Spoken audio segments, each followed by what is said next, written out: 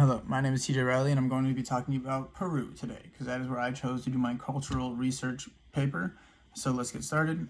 Officially, the Republic of Peru is a country in Western South America. It is bordered in the north by Ecuador and Colombia, and then in the east by Brazil, in the southeast Bolivia, and in the south Chile, and in the south and the west by the Pacific Ocean. The terrain in Peru includes a western coastal plain, high and rugged Andes Mountains in the center, and eastern lowland jungle of the Amazon basin, along with the Amazon River below. The climate features desert and mountain climates, as well as tropical rainforests.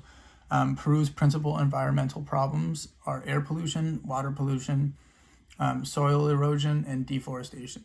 Air pollution is a problem, especially in Lima, due to the industrial and vehicle emissions that take place there. Carbon dioxide emissions from industrial sources totaled 26.1 million metric tons in 1996. And according to the Worldometer, Peru has a population of 33 million, and its capital is Lima, and it's also the largest city in Peru. Peru is the 19th largest country in the world and the third largest in South America. Peruvian culture is a beautiful mix of Hispanic and native traditions.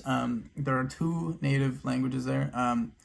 I think it's pronounced Aymara, Aymara, and then Spanish. And then due to the big population of Peru and its access to the Pacific Ocean, there's been a series of fish depletion as a result of overfishing. On the coast alone, they have several types of edible fish alone, fish that's safe for fishing, and then they have sharks and numerous types of different whale species on the coast. It's a very active coast, so that you can just tell that's a very big for fishers. What is their government structure, and how does this affect the way that they live? The Spanish Empire conquered the region in the 16th century. Peru is a unitary presidential representative democratic republic with a multi-party system. The country has maintained a liberal democratic system under its 1993 constitution, which replaced a constitution that learned the government to a federation to authorize more power to the government or the president. The Peruvian system of government combines elements derived from the political systems of the United States and the People's Republic of China Congress, a premier and ministry system, and a strong executive. The economy of Peru is the 48th largest in the country, or in the world, my apologies, and the income level is classified as upper middle by the World Bank. Peru, as 2011, was one of the world's fastest growing economies, owing to an economic boom experienced during the 2000s. How do they display their emotions? Peruvians can be quite expressive and emotive in their communication. Conversations are often loud and accompanied by animated body language. And if you've ever been around a Peruvian, they're awesome and they're full of a bunch of energy. There may also be multiple conversations occurring at once. There are rarely moments of silence in which more timid voices can interject. Like usually there's going to be 1,000 conversations going together. One louder, one will go.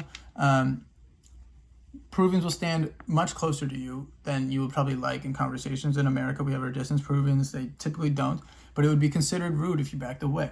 And there's a fair amount of touching between men and women during conversation, hand on shoulders, hand on arms, hand on hands, all that stuff.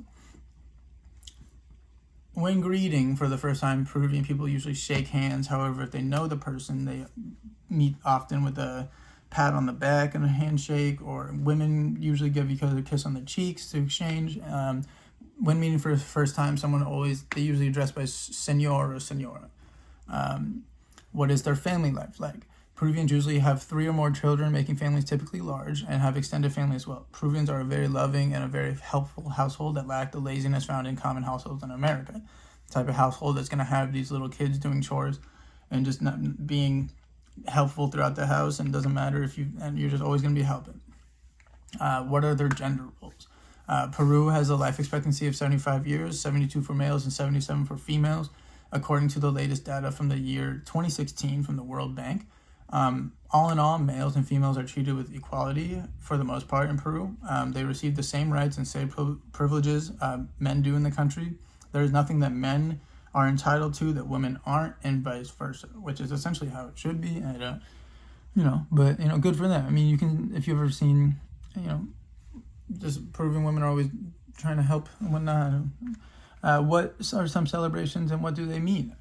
Well, just the biggest celebration in South America is actually held in Peru. It is called the Fiesta de la Candelaria, and that takes place annually from January 25th to February 8th.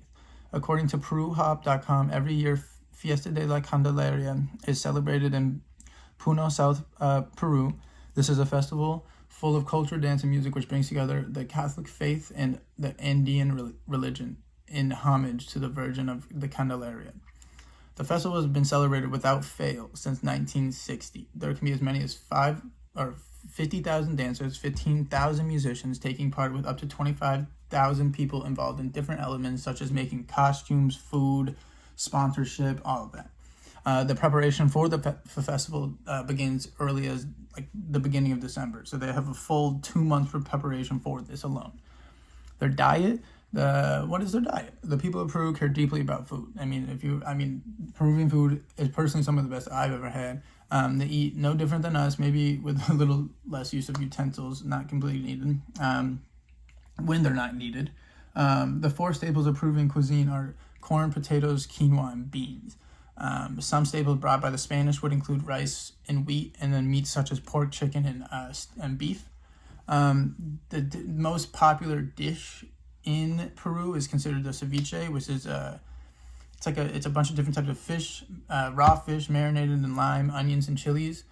And then as one of their delicacies, strange enough, we'll never be able to do it, but koi, I think is how you pronounce it, or koi, or koi is Peruvian for guinea pig. And this may seem strange, but anyone who goes to Peru, they deem it a must try if you are going to be trying their food. And then this is just some interesting facts about Peru. Peru's literacy rate is estimated at 92.9%, depending on the area, such as more rural areas having 80%. Primary and secondary education are compulsory and free in public schools. In Peru, there are many leisure activities including sports such as soccer, volleyball, bullfighting, cockfighting, racing, tennis, basketball, and more. They also enjoy dancing, trekking, mountain climbing, hiking, cooking, yoga, etc. They're a very active and fun type of people, and they're always trying to party, and they make connections with people, and so you should plan your next trip there.